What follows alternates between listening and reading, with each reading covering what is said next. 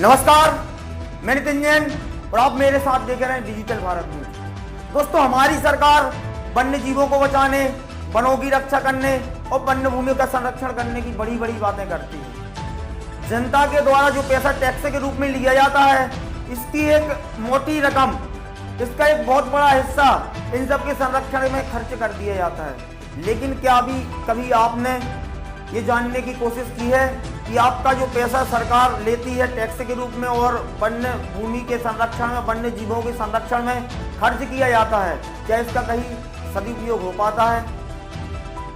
इसकी हकीकत जानने के लिए हम उत्तर वन मंडल सायागढ़ की बटुआ बीट क्रमांक 478 पहुंचे। तो हमने वहां जाकर देखा कि वन्य जीवों, वन्य भूमि और वृक्षों की रक्षा करने वाले विभाग अपने ही प्लांटेशन के तारों की रक्षा नहीं कर पाते हैं, प्लांटेशन पर लगे मुख्य द्वार की रक्षा नहीं कर पाते हैं। इसकी हकीकत जानने के लिए हमने आज ग्राउंड जीरो पर जाकर निरीक्षण किया। जब हमने ग्राउंड जीरो पर जाकर पूरा जायजा लिया तो वहां जो नजारा था वो हैरान कर देने वाला था। तो देखिए हमारी पूरी स्टेशन। प्लांटेशन के खंभे तो है पर तार गोल हो गए हैं, प्लांटेशन के पिलर तो है पर उस पर लगे गेट चोरी हो गए हैं। बीट प्रभारी की चौकी पर कर लिया गया कब्जा। हम बात कर रहे हैं सायगढ़ की बटुआ बीट की, जहां के बीट प्रभारी राजू खान जब अपनी चौकी ही नहीं बचा पाए तो जंगल क्या बचा पाएंगे। जी हां, प्लांटेशन के अंदर ही अतिक्रमण कर खेती की जा रही है। लाखों वृक्ष लगाने का दावा करने वाला विभाग 100 वृक्षों की देखरेख भी नहीं कर पाया है। जब हम आगे बढ़े तो हमने देखा कि हर 100 मीटर की दूरी पर बड़ी बड़ी खदान खुदी हुई हैं, जिससे मिट्टी खोदकर रेत बनाई जाती है और बड़े पैमाने पर अवैध उत्खनन किया जाता है। देखिए हमारी पूरी रिपोर्ट। नमस्कार, मैं नितिन जैन और आप मेरे साथ देख रहे हैं डिजिटल भारत न्यूज़। आज हम उत्तर वन मंडल सायागढ़ के अंतर्गत आने वाले बटुआ बीट क्रमांक 478 में आए हैं।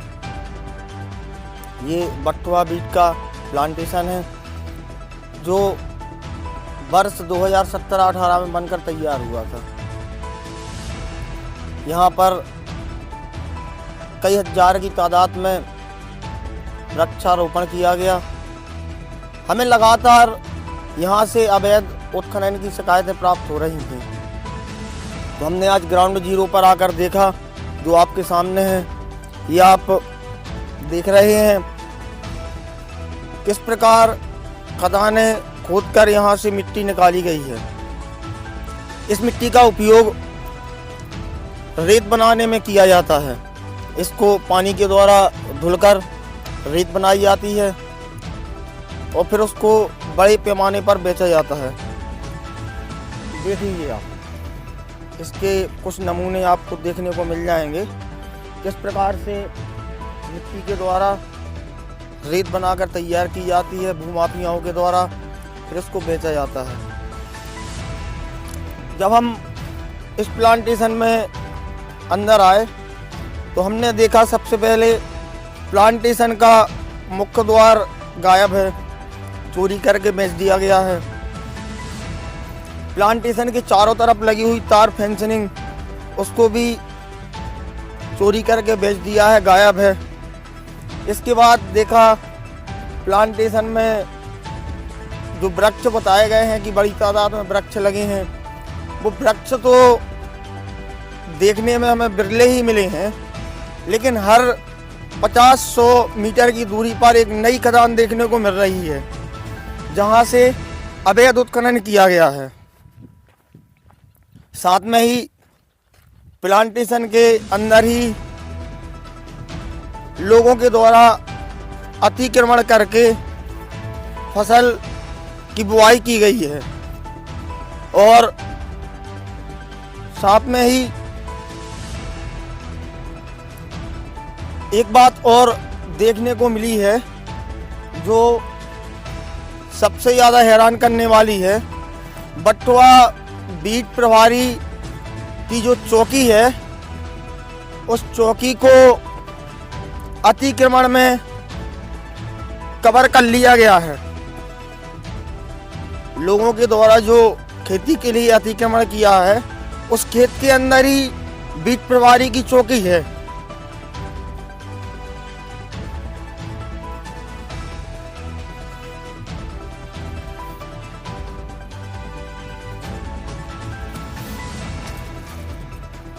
चलते चलते हम ये दूसरी खदान की ओर आ गए हैं। हालांकि पहले भी 10 ऐसी खदान कवर कर चुके हैं हम। अब सबसे बड़ी बात यह है, आपको बता दें, उत्तर वन मंडल साहेगढ़ की वन परिक्षेत्र अधिकारी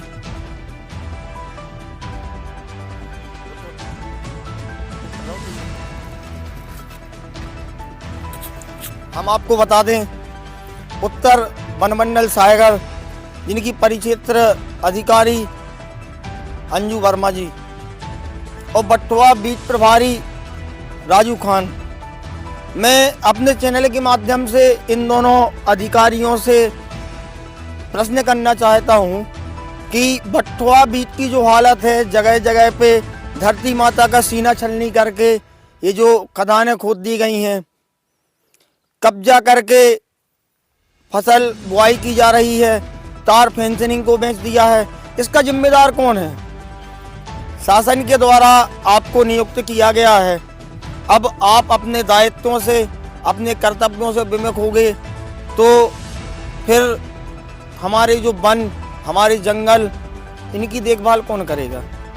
क्या ये संभव है कि इतनी बड़े पैमाने पर अवैध उत्खनन हुआ है, इसकी जानकारी आपको ना हो? इतना ही नहीं दोस्तों, जब हमने पठानवाली घाट के ऊपर वाले जंगल में जाकर देखा तो नजारा और ज्यादा हैरान करने वाला था।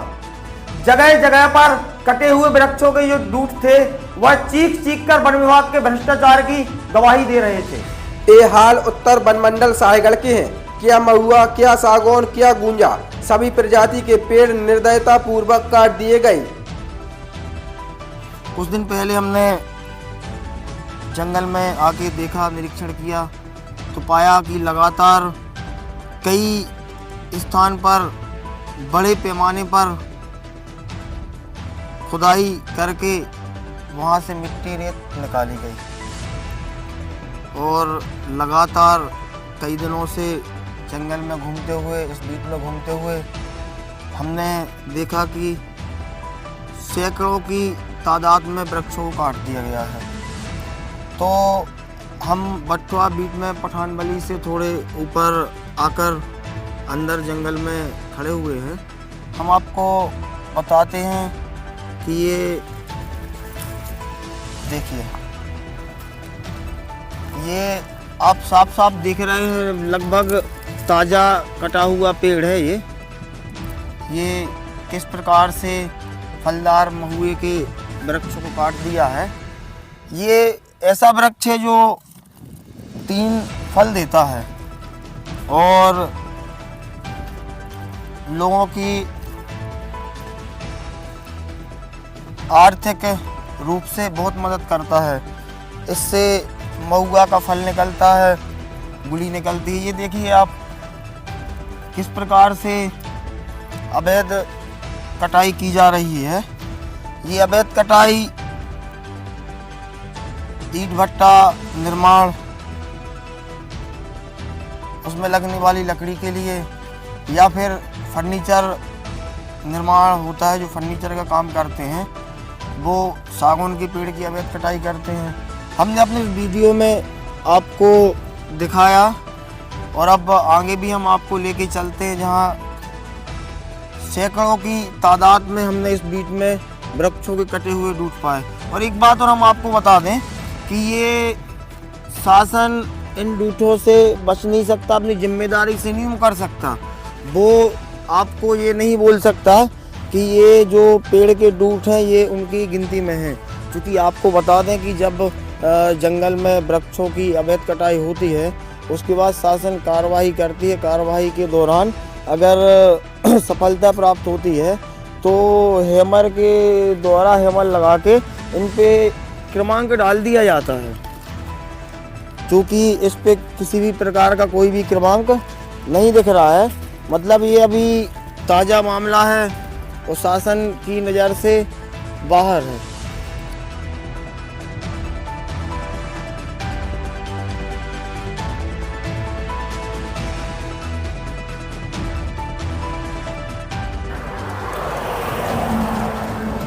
इस प्रकार आपने हमारे इस पूरी न्यूज़ में देखा किस प्रकार हम जंगलों में गए और हमने जगह जगह अवैध उत्खनन और वृक्षों की कटाई की हमने आपको वीडियो दिखाई। ये नेशनल हाईवे है जहाँ पे अभी हम खड़े हुए हैं और नेशनल हाईवे से ये आप देखिए मुश्किल से 20 फीट की 25 फीट की दूरी पर ये आइए हम आपको दिखाते हैं। ये देखिए ये किस प्रकार से सागौन का वृक्ष काटा गया है। देखिए आप ये उसके हम आपको सबूत दिखा रहे हैं। बिल्कुल लगभग कुछ ही दिन पहले का ये लग रहा है, बिल्कुल ताज़ा है। तो अब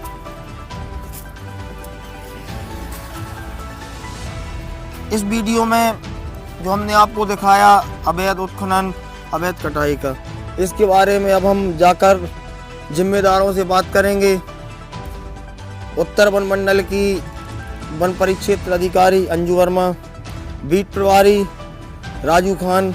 हालांकि मामला इतना बड़ा है, इतना संवेदनशील है कि इसके लिए हमें जिला स्तर पर डीएफओ और उच्च अधिकारियों से बात करने की ज़रूरत पड़ेगी।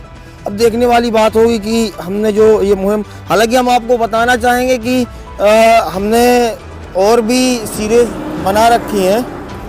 सायागढ़ बीट, शासन बीट, उत्तर वन मंडल के अंतर्गत जो आती है, लगभग हर बीट का यही हाल हो रखा है। तो अब हम देखना चाहते हैं कि हमारे द्वारा यह न्यूज़ वायरल की जाती है, अधिकारियों से बात की जाती है, जिम्मेदारों से बात की जाती है, तो उनका एक्शन कैसा होगा।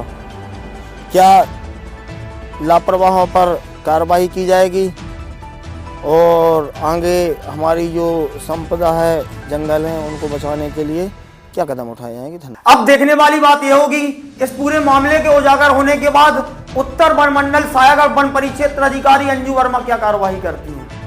क्या वो एक जिम्मेदार अधिकारी की तरह व्यवहार करते हुए इस पूरी घटना में संलिप्त कर्मचारियों पर, लापरवाहों पर कार्रवाई करती हैं, या फिर और जिम्मेदार अधिकारियों की तरह लेकिन किंतु परंतु और तथा अथवा एवं करते हुए इस पूरे मामले पर मिट्टी डालते हुए देखेंगे।